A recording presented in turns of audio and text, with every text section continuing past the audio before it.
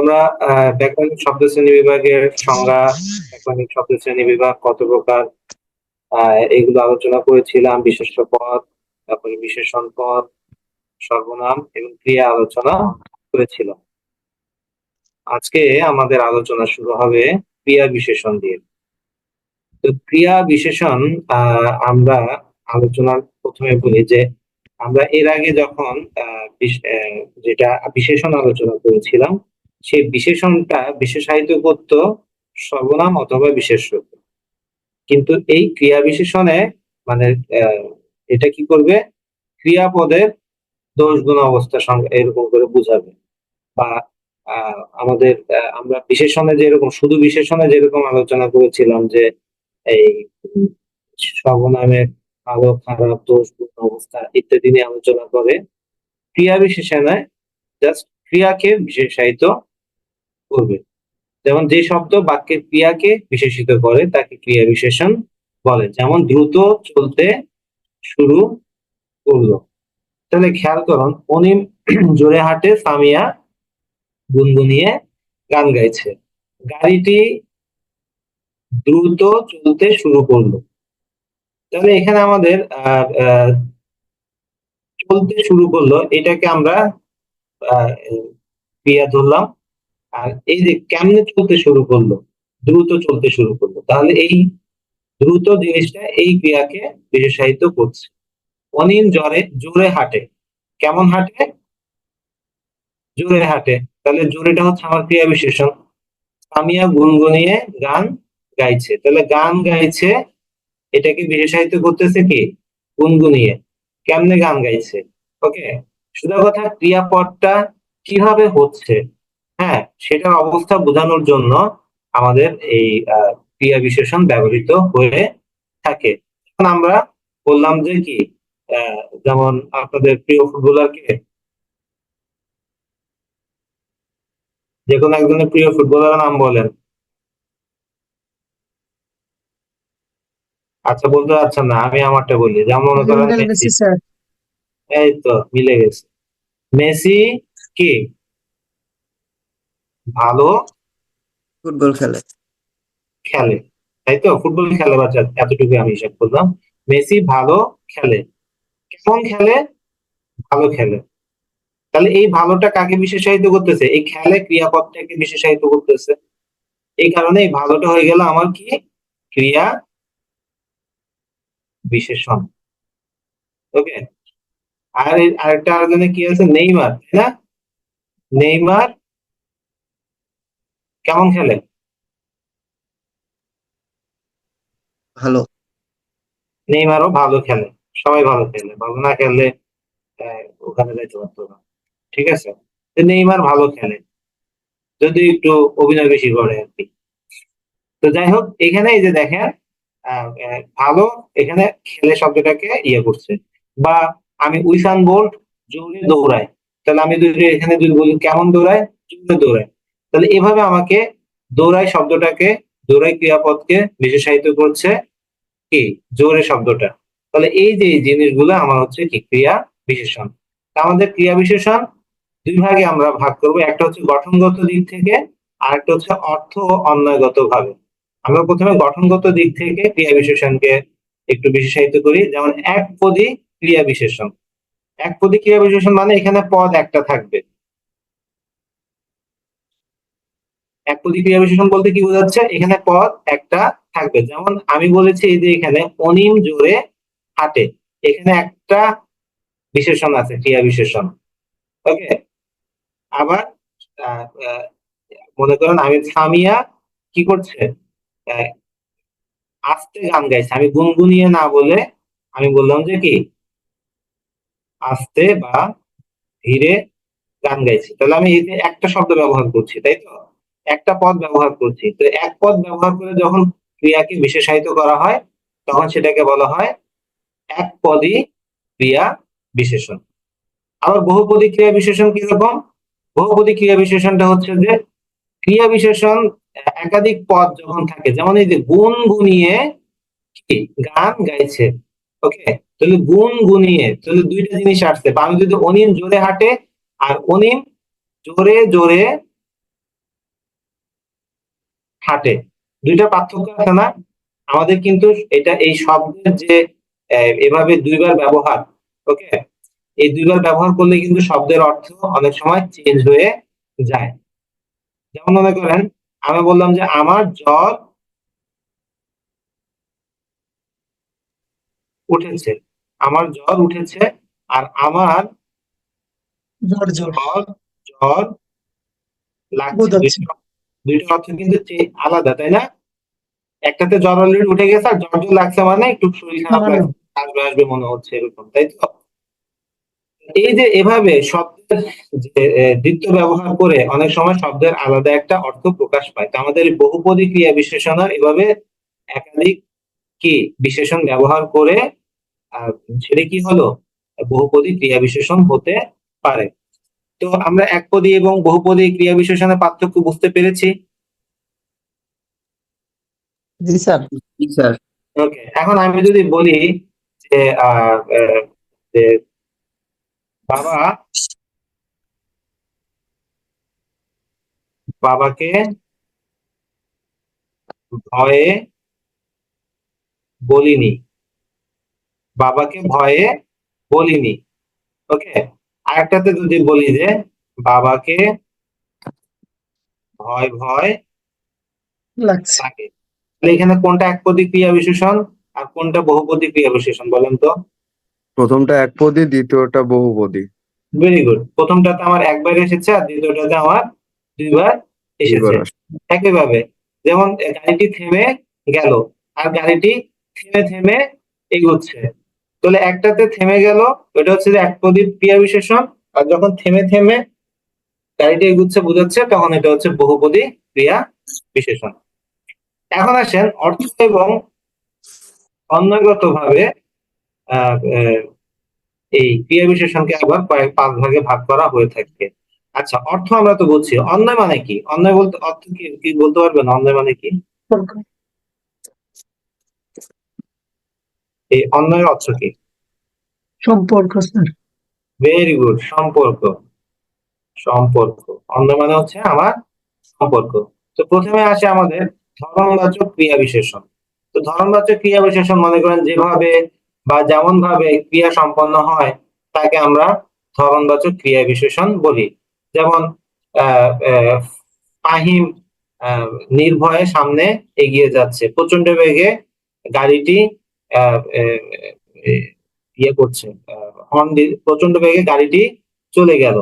তাহলে এই যে আমার এখানে একটা ধরন বাচকে আমাদের দেখা যাচ্ছে যে নির্ভয়ে এগিয়ে যাচ্ছে। কিভাবে এগিয়ে যাচ্ছে? নির্ভয়ে। তাহলে এখানে একটা ধরন বোঝাচ্ছে।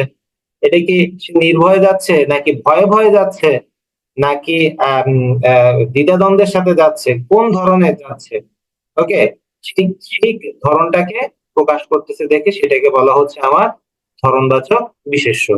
আরেকটা হচ্ছে যে আমাদের কালবাচক ক্রিয়া, সরি, কালবাচক ক্রিয়া বিশেষণ। আমরা বিশেষ্য বলে ফেলছি, আমি এটা ভুলে হয়ে গেছে। কালবাচক ক্রিয়া বিশেষণ কাকে বলে? তো যে সময়টাতে ক্রিয়া সম্পন্ন হয়, খেয়াল করেন, যে সময়টাতে আমার ক্রিয়া সম্পন্ন হচ্ছে তাকে বলা হয় কালবাচক ক্রিয়া বিশেষণ। যেমন আমি সকালে হাঁটি। কখন হাঁটি? সকালে হাঁটি। আমি এখানে আমি কিন্তু কিভাবে প্রশ্ন করছি? কখন দিয়ে প্রশ্ন করছি, তাই তো? আমরা যখন এই কখন দিয়ে প্রশ্ন করলে ক্রিয়াপদকে উত্তর পাবো তখন সেটা হয়ে যাবে আমার কালবাচক কি ক্রিয়া বিশেষণ। অথবা রিতা রিতা পরশু ঢাকা যাবে। রিতা পরশু ঢাকা যাবে। কখন যাবে? পরশু যাবে। আমি 10 মিনিট পরেই যাব। তাহলে 10 মিনিট পরেটা হচ্ছে যে কি আমার কালবাচক ক্রিয়া বিশেষণ। এরপরে আসছে আমাদের স্থানবাচক ক্রিয়া বিশেষণ। ক্রিয়াটা কোথায় সংঘটিত হচ্ছে, ওকে, এই সেটাকে বলা হচ্ছে স্থানবাচক ক্রিয়া বিশেষণ। যেমন জেলেরা নদীতে নদীতে মাছ ধরে। তাহলে কোথায় মাছ ধরে? নদীতে মাছ ধরে। তাহলে এই যে এইখানে আমার নদীটা মাছ ধরে, এটাকে মডিফাই করতেছে বা বিশেষায়িত করতেছে, তাহলে এই জন্য এটা হয়ে যাবে আমার কি স্থানবাচক ক্রিয়া বিশেষণ। তারপরে হচ্ছে যে সংযোজক ক্রিয়া বিশেষণ। সংযোজক ক্রিয়া বিশেষণ হচ্ছে যে ক্রিয়া বিশেষণ একাধিক বাক্যাংশকে একত্রিত করে, তাকে বলা হয় সংযুক্ত করে, তাকে বলা হয় কি সংযোজক ক্রিয়া বিশেষণ। ওকে, যেমন আমার আজকে কোনো কাজ ছিল না, আমার আজকে কোনো কাজ ছিল না, অবশ্য থাকার কথাও নয়। তাহলে এই যে এখানে আমার, এক মিনিট, তো এভাবে যখন যে ক্রিয়া বিশেষণ একাধিক বাক্যাংশকে সংযুক্ত করে তখন তাকে বলা হয় সংযোজক ক্রিয়া বিশেষণ।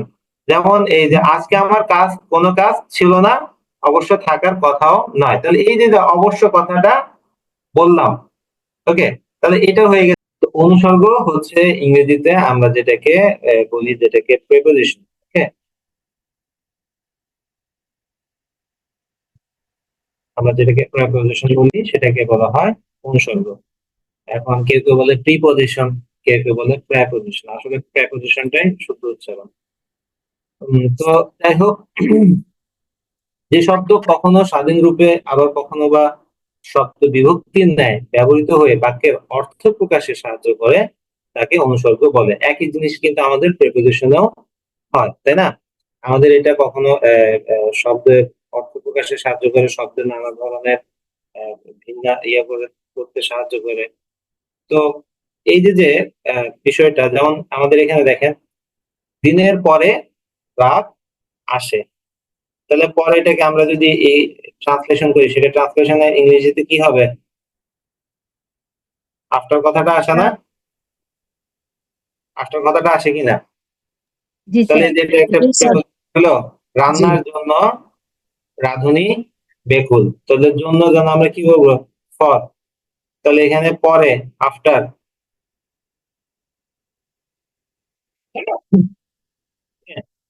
তো এই যে অনুসর্গ, যে শব্দ স্বাধীন রূপে আমাদের sorry, তো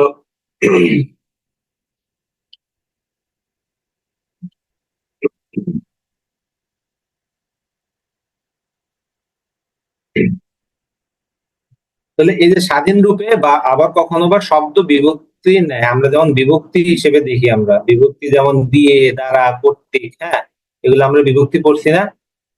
তো এই যে ভাবে যখন বিভক্তির মতো কাজ করে তখন সেটাকে বলা হচ্ছে যে কি অনুসর্গ। তো এটা কখনো স্বাধীন রূপে আবার কখনো আমরা থাকে, যেমন দেখেন আসলে কিন্তু স্বাধীন রূপে থাকে রান্নার জন্য, পরে, হ্যাঁ, এই ভাত দিয়ে মাছ খাবো, ভাত দিয়ে, হ্যাঁ, মাছ খাবো। ওকে, তাহলে এই যে দিয়ে, তাহলে এটা একটা স্বাধীন পদের মতো ব্যবহৃত হচ্ছে না? দিয়ে, পরে, জন্য, এগুলো কি স্বাধীন পদের মতো ব্যবহৃত হচ্ছে? জি স্যার। তাহলে এই যে স্বাধীন পদের মতো যখন ব্যবহৃত হয়, যে শব্দগুলো অর্থ প্রকাশে আমাকে সাহায্য করতেছে, এটা কিন্তু নিজস্ব কোনো অর্থ নাই। দেখেন পরে, জন্য, দিয়ে, এগুলো কিন্তু নিজস্ব কোনো অর্থ নাই, আছে? এটা যেটা বলতেছে ওটাই বুঝাচ্ছে।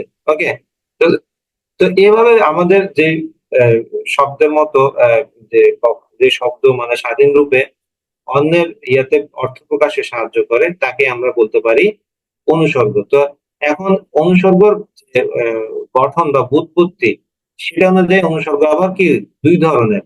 একটা হচ্ছে যে বিশেষ্য অনুসর্গ, আর একটা হচ্ছে যে কি ক্রিয়া অনুসর্গ। বিশেষ্য আর ক্রিয়া, মানে বিশেষ্যটা হচ্ছে নাউন, আমরা যেটাকে নাউন হিসেবে চিনি, আর ক্রিয়া মানে তো আমরা যেটাকে ভার্ব মানে ভার্ব হিসেবে চিনি। এখন আসুন আমরা এখন দেখব কিভাবে বিশেষ্য ক্রিয়া কি আর ক্রিয়া অনুসর্গ কি। তো বিশেষ্য অনুসর্গ, খেয়াল করুন, বিশেষ্য অনুসর্গ যেটা ক্রিয়া ছাড়া অন্য শব্দ থেকে যে অনুসর্গগুলো এসেছে সেখান থেকে এগুলোকে বলা হচ্ছে যে কি বিশেষ্য অনুসর্গ। যেমন এখন ওদের মাথার উপরে ছাদ নেই। ওকে, উপরে, দেখেন উপরে কথাটা এসেছে, মাথার উপরে ছাদ নেই, মানে তারা একদম সহায় সম্বলহীন। তাহলে এই যে এখানে আমার যখন দেখেন যে এরকম যখন বোঝাচ্ছে তখন সেটাকে বলা হচ্ছে আহ, বিশেষ্য অনুসর্গ। কিসের উপরে ছাদ নেই? এই যে ছাদ, মাথা, এগুলো দোনোটা কি বিশেষ্য রিয়াতে বোঝাচ্ছে না? মাথা, ছাদ এগুলো দোনোটা বিশেষ্য হিসেবে জানি না আমরা, জানি কিনা? এই কারণে জি স্যার এটা হয়ে গেছে জি আমার স্যার বিশেষ্য অনুসর্গ। এখন আবার বিশেষ্য অনুসর্গকে আবার কয়েকটা ভাগে ভাগ করছে, যেমন এই বিশেষ্য অনুসর্গের ভিতরে আছে আবার, এক মিনিট আমি একটু এটা ক্লিয়ার করি।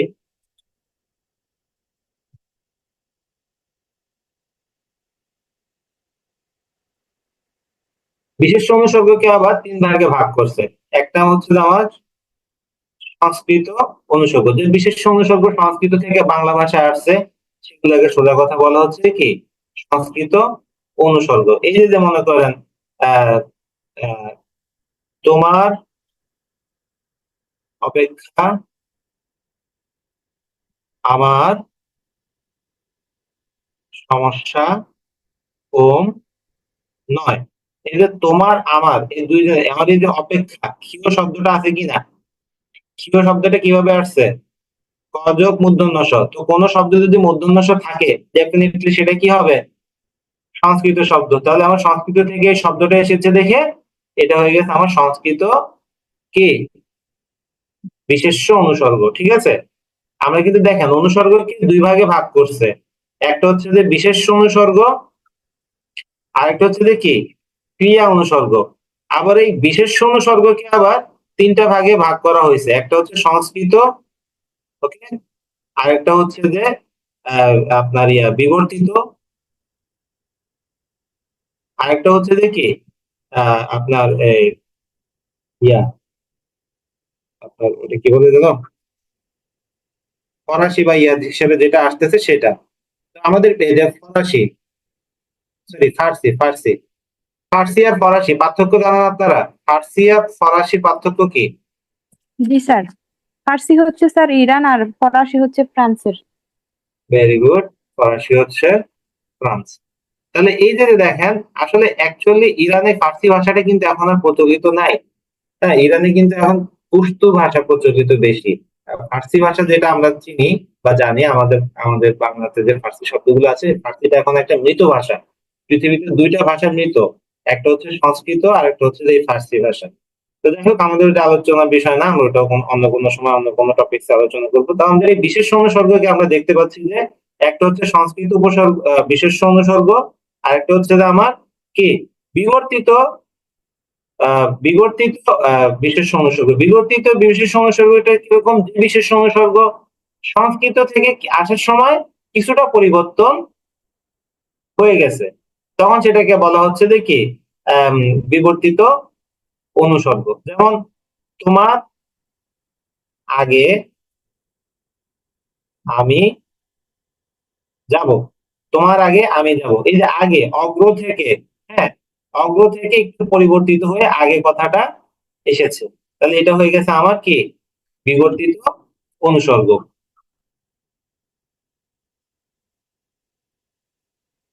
স্যার এরপরে আগে এটা হচ্ছে তদ্ভব। হ্যাঁ হ্যাঁ, তদ্ভব যেটাকে বলতে পারি আমরা, তদ্ভব। ওকে, তারপরে আসতেছে আমার এই ফার্সি অনুসর্গ। ফার্সি মানে বিশেষ্য অনুসর্গ, ফার্সি বিশেষ অনুসর্গ। ফার্সি বিশেষ অনুসর্গ কিরকম? যেমন আমাদের ফার্সি ভাষা থেকে যে অনুসর্গগুলো আমাদের বাংলা ভাষায় এসেছে সেগুলো হচ্ছে আমার ফার্সি অনুসর্গ। যেমন যে আহ চোখের বদলে চোখ পৃথিবীকে অন্ধ করে দিবে। এটা কার ডায়লগ বলেন তো?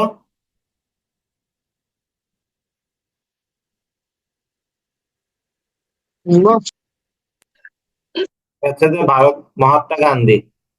ঠিক আছে, মহাত্মা গান্ধী। তো যাই হোক, এই যে চোখের বদলে চোখ, এই যে বদলে, এই বদলেটা হচ্ছে আমার ফার্সি বিশেষ্য অনুসর্গ। ওকে, তো ফার্সি বিশেষ্য অনুসর্গ যেমন যেমন তরুণ, হ্যাঁ, বৃষ্টির দরুন রাস্তাঘাট প্লাবিত। তাহলে এই যে এইটা হচ্ছে আমার আরেকটা দরুন, যেমন বৃষ্টির দরুন খেলা বিঘ্নিত। ওকে, বৃষ্টির দরুন খেলা বিঘ্নিত, এটা হচ্ছে আমার কিসের উদাহরণ? অনুসর্গ, ফার্সি বিশেষ্য অনুসর্গের উদাহরণ। ওকে, তাহলে এই অনুসর্গটার পরে এবার আসতেছে আমাদের ক্রিয়া অনুসর্গ। আমরা অনুসর্গের আরেকটা ইয়ে ছিল যে কি, ক্রিয়া অনুসর্গ। তো ক্রিয়া থেকে যেসব অনুসর্গ উৎপন্ন হয় সেগুলোকে বলা হয় আমার ক্রিয়া অনুসর্গ। যেমন এই যে তোমরা, এই যে এখানে এই যে তোমরা সবাই মন দিয়ে পড়ো, মন দিয়ে পড়ো। ওকে, তাহলে দিয়ে, দেওয়া থেকে দিয়ে কথাটা এসেছে। ওকে, তখন এটা হয়ে গেছে কি আমাদের ক্রিয়া অনুসর্গ। তাহলে এইভাবে আমাদের যখন আমরা অনুসর্গটা বুঝলাম যে এটা স্বাধীন রূপে, এটা কাজ থাকে, অর্থ প্রকাশে সাহায্য করে, কখনো বিভক্তির মতো কাজ করে। এটাকে আমরা মূলত দুই ভাগে ভাগ করতে পারি। একটা হচ্ছে যে বিশেষ অনুসর্গ, আর একটা হচ্ছে যে ক্রিয়া অনুসর্গ। বিশেষ অনুসর্গকে আবার তিন ভাগে ভাগ করা যায়: সংস্কৃত, ফার্সি এবং বিবর্তিত। আরেকটা আছে আবার কি ক্রিয়া অনুসর্গ, সেটাকে আমরা ক্রিয়াপদ থেকে যেগুলো এসেছে সেটাকে বলা হয় ক্রিয়া অনুসর্গ। আমরা এখন সর্বশেষ যে বিষয়টা আলোচনা করব সেটা হচ্ছে যে আমাদের আবেগ শব্দ। ওকে, আমি একটু পজ দিচ্ছি, আমি এক গ্লাস পানি খাবো।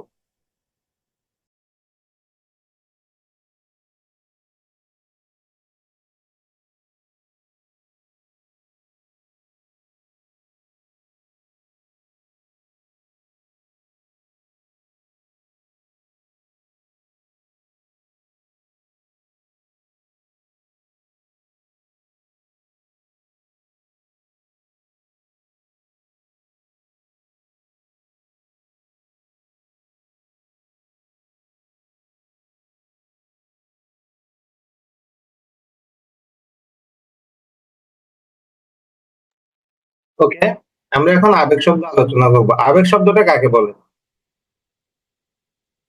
আবেগ হচ্ছে যে যখন আমরা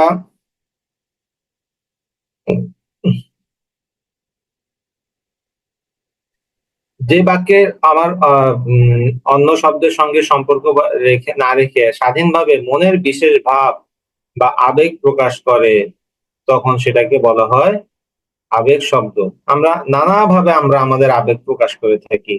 যেমন হায় হায়, এটা তুমি কি করলে, উহ কি অবস্থা, বাহ কি সুন্দর দৃশ্য। আবার একইভাবে আমরা অনেক সময় বলে, আমরা যখন খুব ব্যথা পেলে কি বলি, যে তুই, এরকম করে একটা কথা বলি না?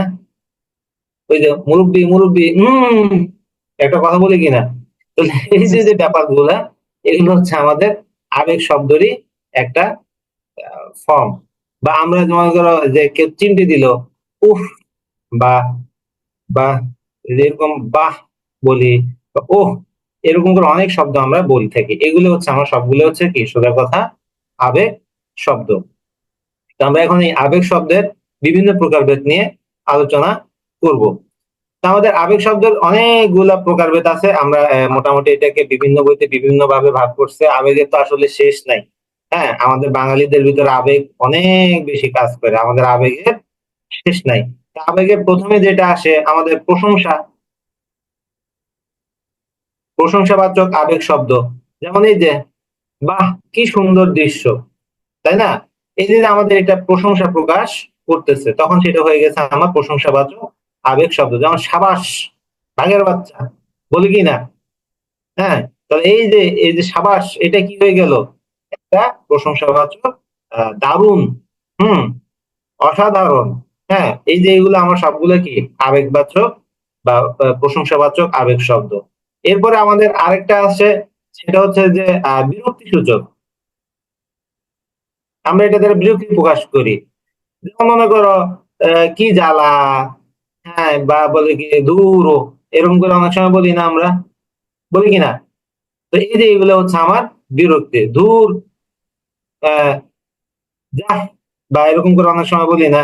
তো এই যে এগুলো সবকিছু হচ্ছে আমার বিরক্তি যখন প্রকাশ করবে, তখন সেটা হয়ে যাবে বিরক্তিবাচক রস। তোমরা জাস্ট মাথায় রাখবে যে আমার এটা আবেগ প্রকাশ করতেছে কিনা, এবং আবেগ আবেগটা কি ধরনের আবেগ প্রকাশ করতেছে সেটাকে আমরা সেই ফর্মে ফেলে দিতে পারবো।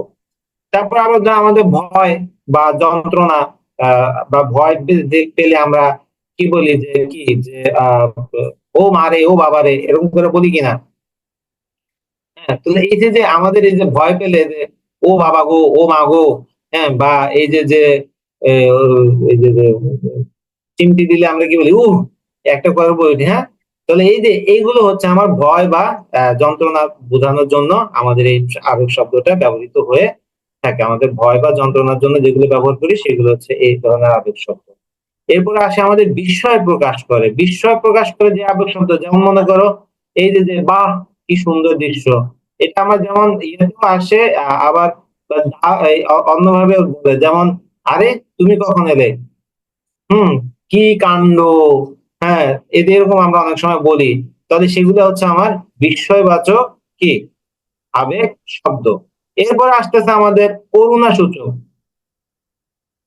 করুণা সূচক, করুণা সূচক বলতে বোঝায় যে আহারে, আহা, আহ, বা এরকম করে আমরা যখন বলি আহ মানে কোন ধরনের কাউকে ইয়ে করার জন্য, সান্ত্বনা দেওয়ার জন্য, তখন সেটা হয়ে যায় করুণা সূচক কি আবেগ শব্দ। এরপরে আছে আমাদের সম্বোধন। সম্বোধন সূচক আবেগ শব্দ, যেমন এই যে আমরা বলি যে ওই আমরা বিশেষ করে এখন এটা তেমন ইয়ে করি না, যেমন হেই, ওহে, হ্যাঁ, এইভাবে আমরা ডাক দিই না। তাহলে এই যে এগুলো হচ্ছে আমাদের কি সম্বোধন সূচক আবেগ শব্দ। এরপরে আরেকটা আছে তোমার আলংকারিক আবেগ। তোমাদের অলংকার নিয়ে আমি একটা ক্লাস নিব। আলংকারিক আবেগ প্রভু মানে আমাদের এরকম কখনো কখনো কিছুটা অলংকারের মতো ব্যবহার হয়। অলংকার হচ্ছে যে আমরা মেয়েরা যেমন অলংকার ব্যবহার করে, নাকের ফুল, গলার চেন, কানের দুল, এগুলো কেন ব্যবহার করে? এগুলো বাড়তি সৌন্দর্য প্রকাশ করে, তাই না? এগুলো দেওয়াতে তাদের বাড়তি একটা সৌন্দর্য আমরা বুঝতে পারি। তো বাড়তি সৌন্দর্যটা বৃদ্ধি পায়। ওকে, তো এই ভাষাতেও কবিরা কি করে নানা ধরনের আলংকারিক কিছু কথাবার্তা বলে থাকে কিছু ইয়া করার জন্য, মানে সেটা বিশেষ কোন একটা অর্থ প্রকাশ করে। তো এই যে এগুলো এইসব অর্থে অলংকার অনেক ধরনের হয়। শব্দালংকার হয়, অর্থালংকার হয়। যেমন শব্দালংকার হচ্ছে যে কি যে শব্দের ব্যবহার করে, যখন যেমন আমরা কাজী নজরুল ইসলামের কবিতা শুনছি, যেমন চল চল চল ঊর্ধ্ব গগনে বাজেমা দল, নিম্ন উতলা ধরণী তল, অরুণ প্রাতের তরুণ দল, বাধার বিন্দা চল, চল রে চল। এই যে লটা বারবার রিপিট হচ্ছে, তাই না? এই লটা হচ্ছে একটা কি শব্দালংকার, অনুপ্রাসা মানে শব্দের ব্যবহার করা হচ্ছে এখানে। আবার অর্থালংকার হচ্ছে কি, যেমন এই যে লালনের গান আমরা শুনছি, খাঁচার ভিতর অচিন পাখি কেমনে আসে যায়, ধরতে পারলে মনে বেরিয়ে দিতাম তাহার গায়ে পায়। তাহলে এই যে একটা আলাদা অর্থ প্রকাশ করতেছে, বা এভাবে বলতেছে যা নাই ভারতে তা নাই ভারতে। খেয়াল করেন, যা নাই ভারতে তা নাই ভারতে। এই যে ভারতে ভারতে দুইবার একই শব্দ ব্যবহার করছে, কিন্তু দুইটা ভিন্ন অর্থ প্রকাশ করে। দেখি আপনারা বলতে পারবেন কোনটা কি অর্থ প্রকাশ করতেছে?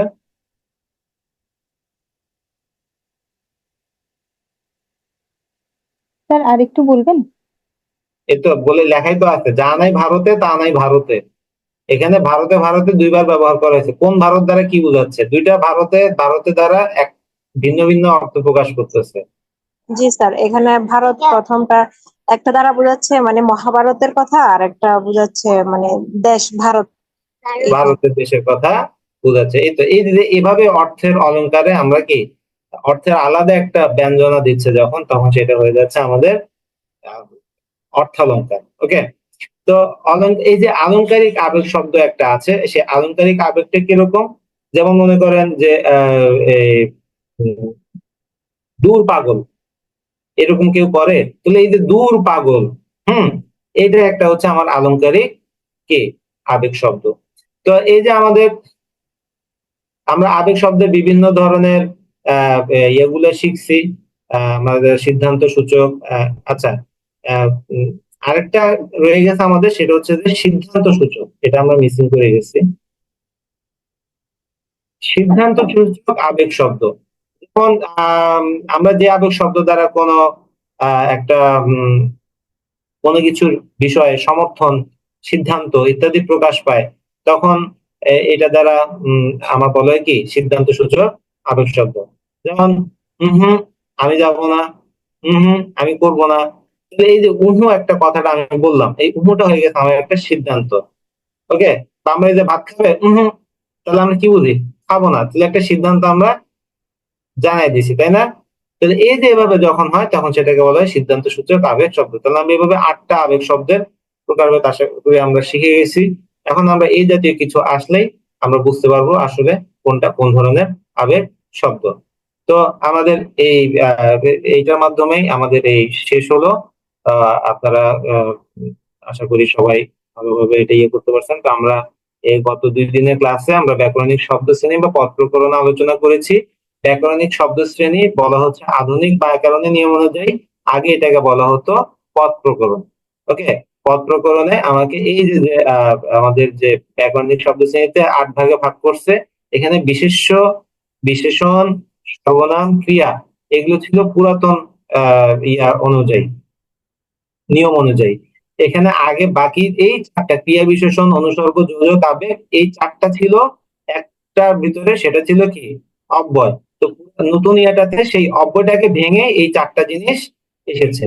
ঠিক আছে, এরপরে আসতেছে আমাদের বিশেষ্য পদ, কোনো কিছু নাম বুঝাইলে সেটা বিশেষ্য পদ। তারপর বিশেষণ, কোনো কিছু দোষ গুণ অবস্থা সংখ্যা বুঝাইলে সেটা বিশেষণ। আমরা বিশেষ্যর পরিবর্তে যে শব্দ ব্যবহার করি সেটাকে বলা হয় সর্বনাম। যে শব্দ দ্বারা কোনো কাজ করা হয় তখন সেটাকে বলা হয় ক্রিয়া। আবার ক্রিয়াপদকে বিশেষায়িত করে যে শব্দ সেটাকে বলা হয় ক্রিয়া বিশেষণ। আর একাধিক বাক্যাংশ বা একাধিক সর্বনাম বা ইয়াকে যুক্ত করে যেটা, সেটাকে বলা হয় যোজক। অনুসর্গ হলো যে স্বাধীন রূপে এরা শব্দ বিভক্তির ন্যায় ব্যবহৃত হয়, বাক্যের অর্থ প্রকাশে সাহায্য করে। আর একটা হচ্ছে যে সর্বশেষ আবেগ শব্দ, যেটা দ্বারা আমাদের মনের ভাব বা আবেগ প্রকাশ করে, হ্যাঁ, বিশেষ ভাব প্রকাশ করে বা আবেগ প্রকাশ করে, তাকে বলা হচ্ছে আবেগ শব্দ। তো সবাইকে ধন্যবাদ। আপনাদের যদি আপনারা একটু আমাদের ভিডিওগুলো ফেসবুকে বা ইউটিউবে যেখান থেকে দেখে থাকেন না কেন, একটু লাইক শেয়ার করবেন এবং অন্যদেরকে জানাবেন আমাদের কথা।